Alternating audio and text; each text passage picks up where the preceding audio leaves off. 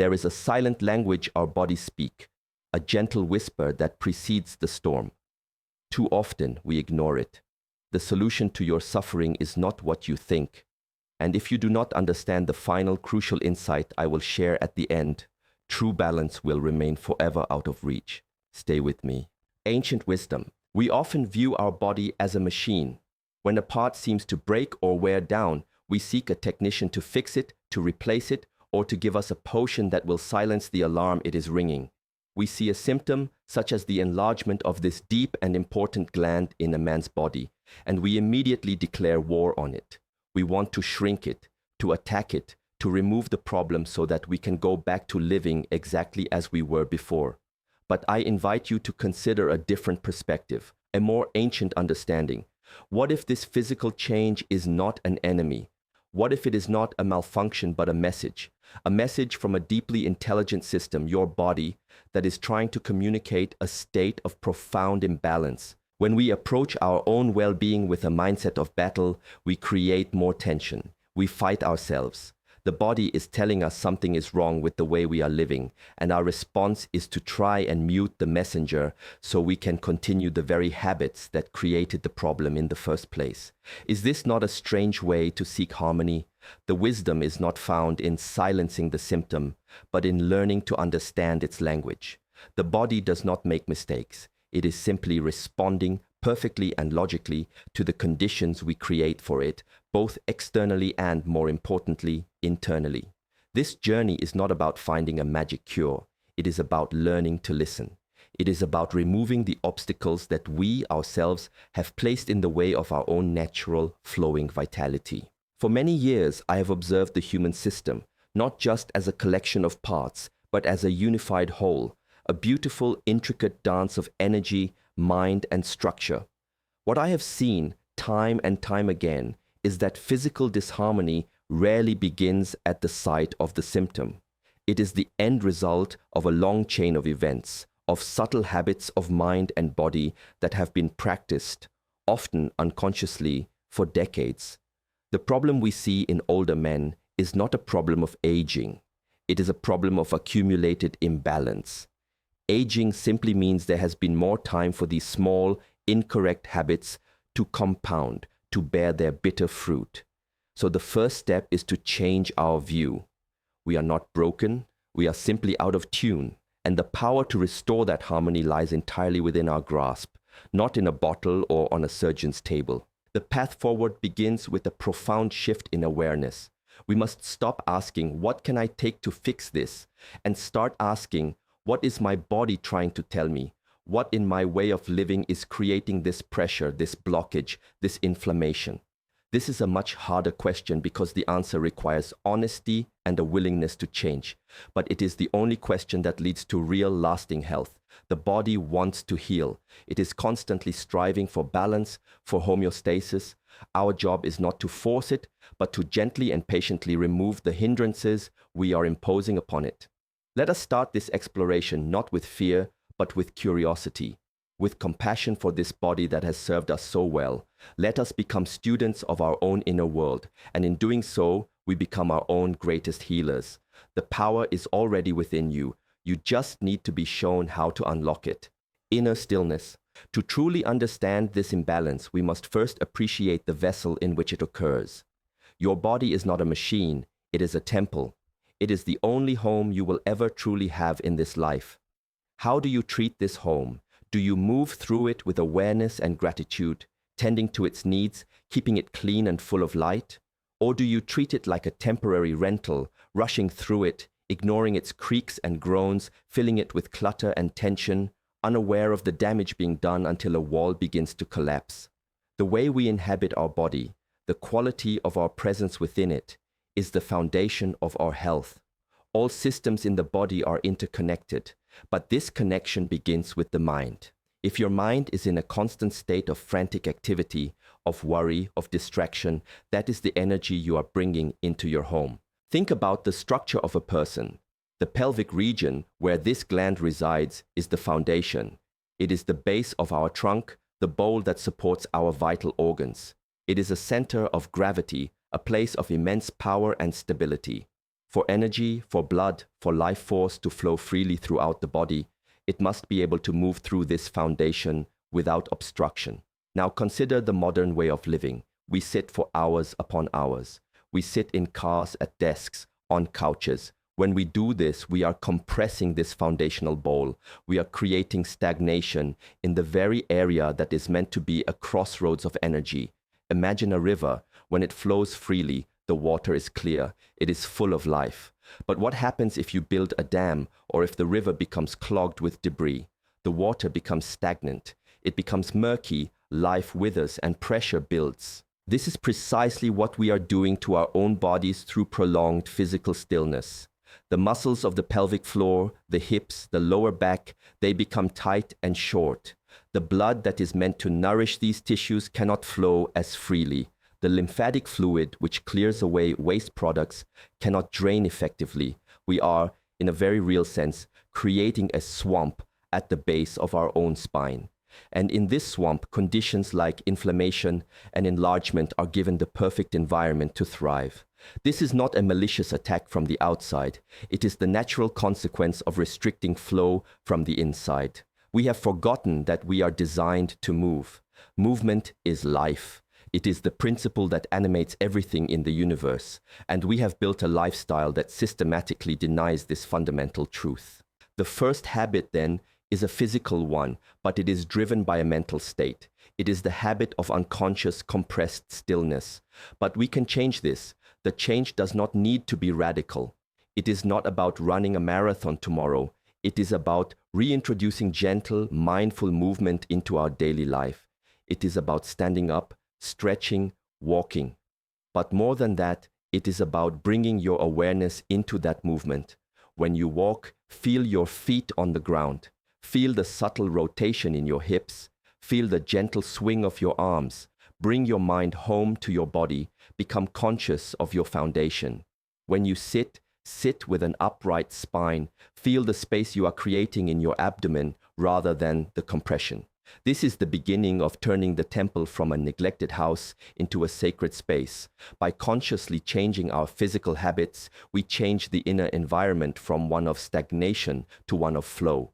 The hidden habit. There is another habit, far more subtle and pervasive than physical stillness. It is a habit of the mind, a habit of the nervous system. This, I believe, is the true root. This is the habit that causes the body to turn against itself.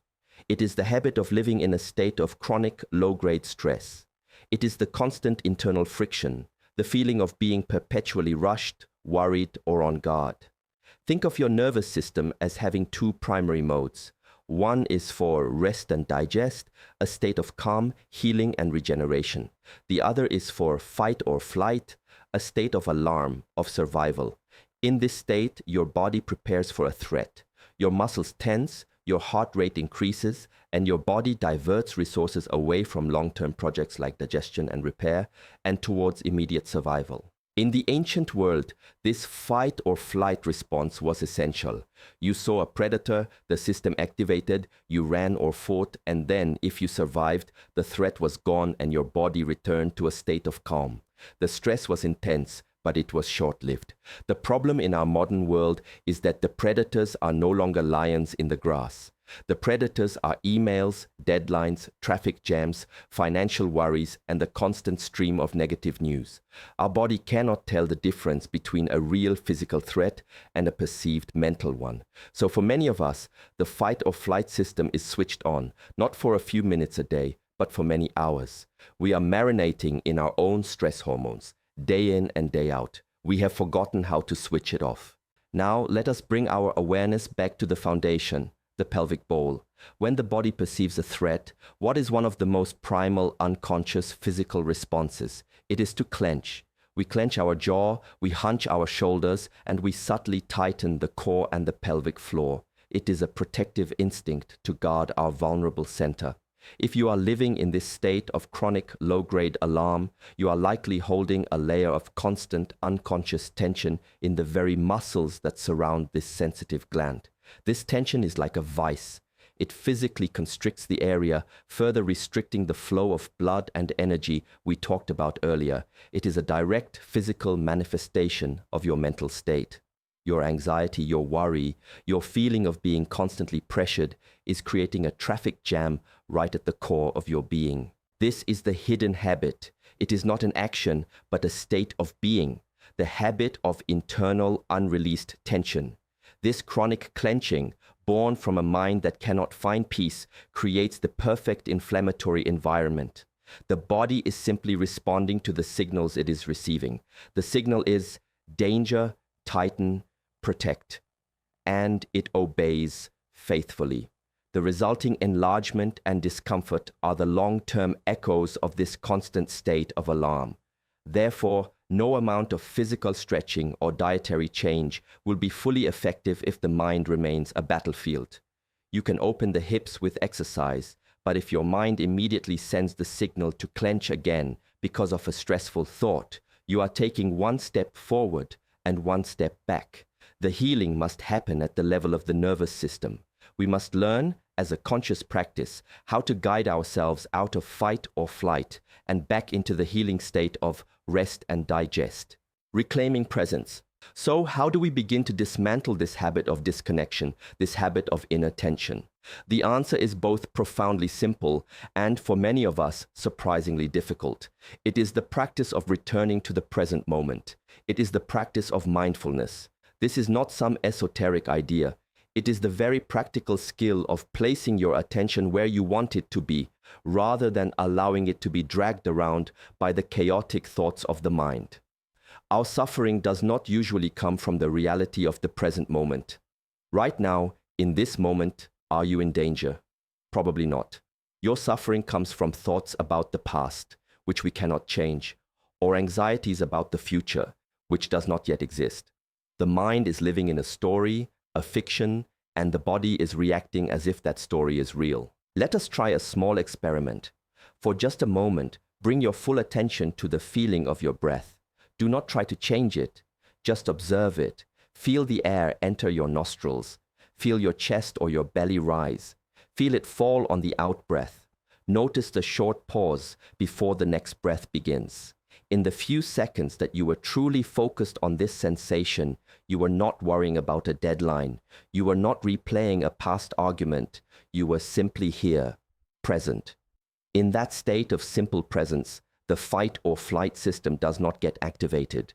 There is no perceived threat. There is only the calm, rhythmic reality of the breath. This is the off switch. The breath is the anchor that can pull us out of the stormy sea of our thoughts and back to the safe harbor of the present moment. The practice then is to weave these moments of presence into the fabric of your day. It does not require you to sit in a monastery for years. You can practice this while you are washing the dishes. Instead of thinking 1,000 thoughts, just feel the warmth of the water on your hands. Feel the texture of the sponge. Hear the sound the plate makes. You can do it while walking. Feel the contact of your feet on the earth. Notice the air on your skin. Look at the true color of the sky. Each time you consciously bring your senses to the present moment, you are telling your nervous system, all is well. It is safe to relax. It is safe to heal. You are retraining a lifelong habit of mental distraction. This practice directly counters the internal clenching we discussed. When you bring your awareness to your breath, you can consciously guide it deeper into your body. Most people in a state of stress breathe shallowly, using only the top of their chests. This is an alarm signal. By learning to breathe deeply into the belly, so that your abdomen gently expands as you inhale, you are sending a powerful signal of safety to your brain.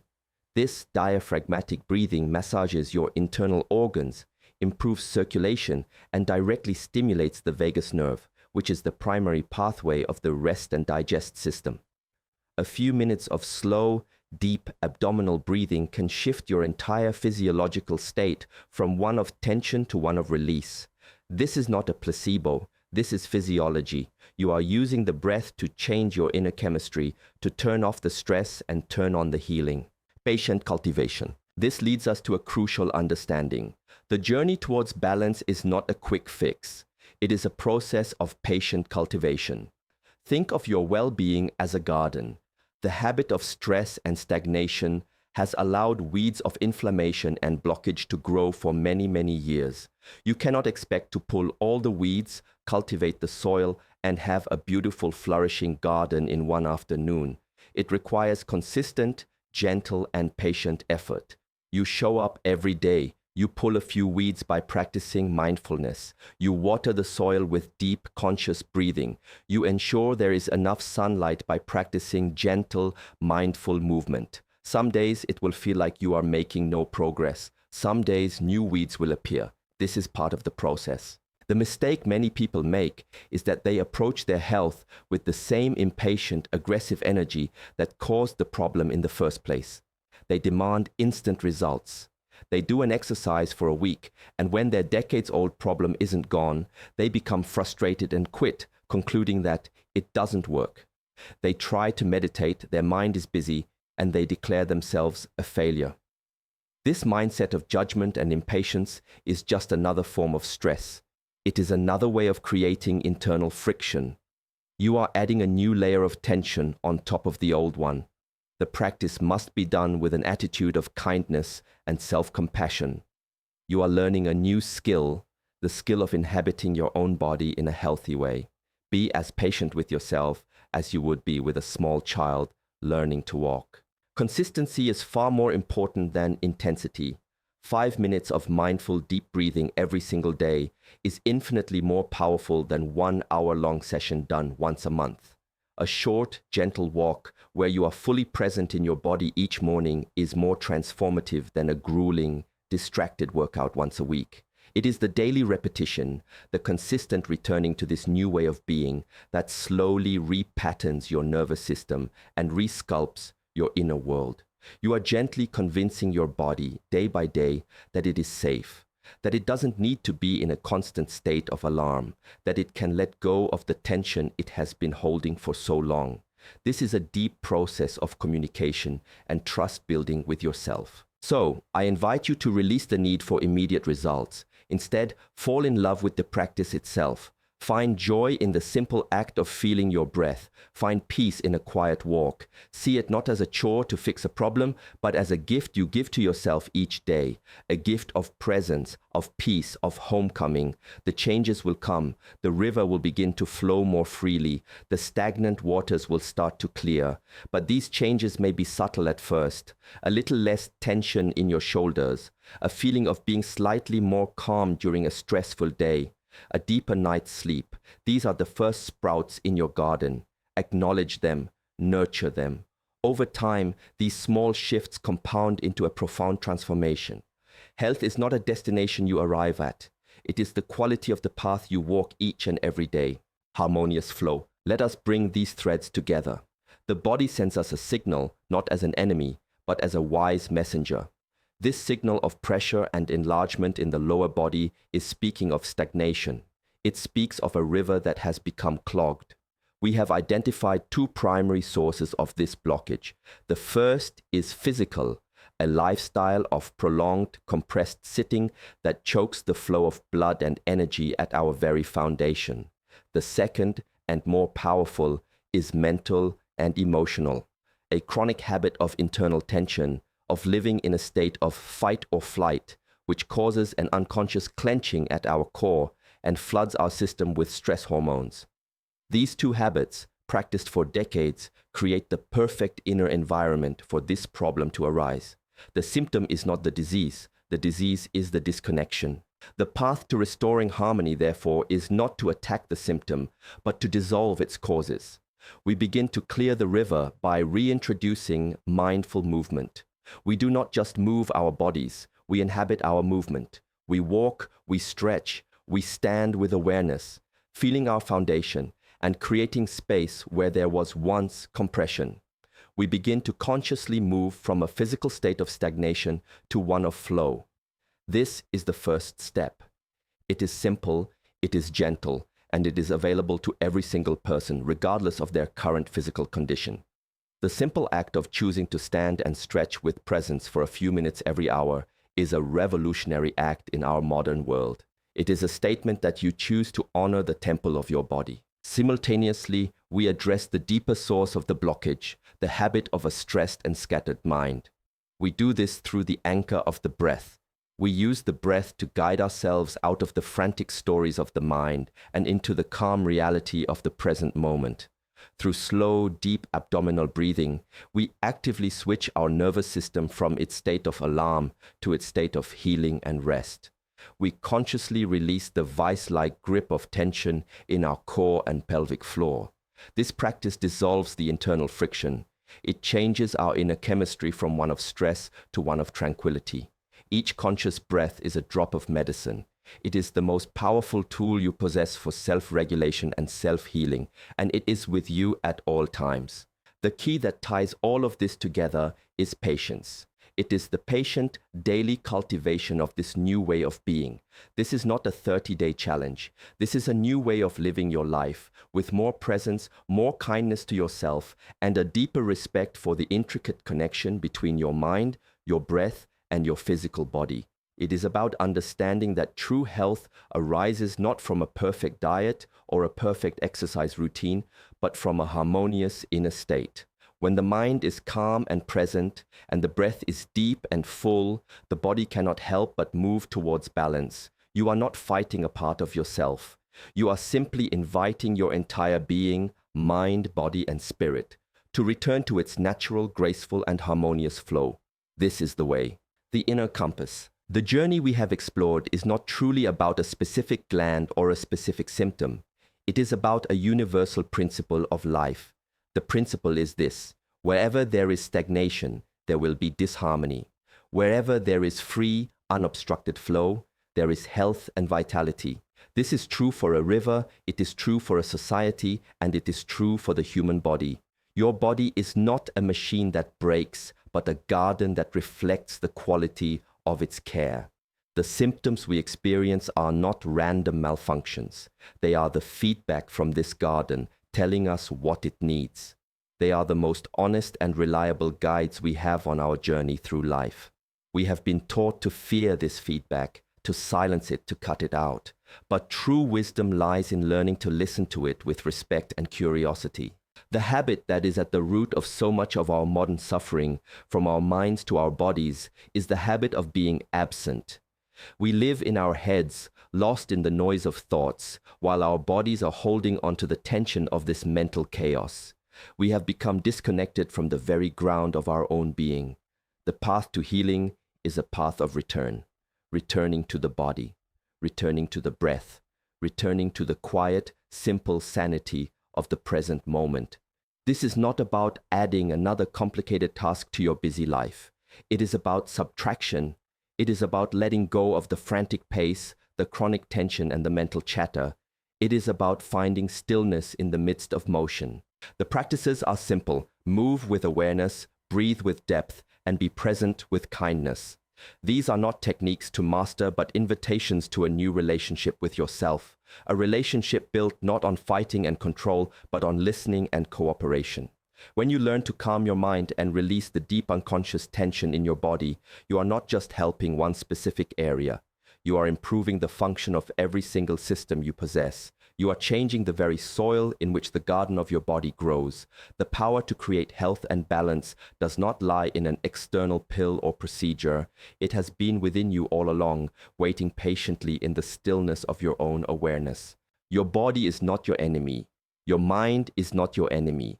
The true enemy is the habit of unconsciousness that has separated them. The greatest journey you can ever take is the journey of 1 inch, from the frantic chaos of your head down into the peaceful wisdom of your heart and the grounding reality of your body. When you make this journey, you are no longer a victim of your circumstances or your biology. You become the gentle, wise, and patient caretaker of your own temple. I came to this video expecting a list of 5 foods to avoid. I'm leaving with an entirely new understanding of what it means to be healthy. The idea that my physical tension is a direct result of my mental tension is revolutionary for me. I've been holding my breath and clenching my jaw for years. It's time to learn how to let go. Thank you for this profound guidance.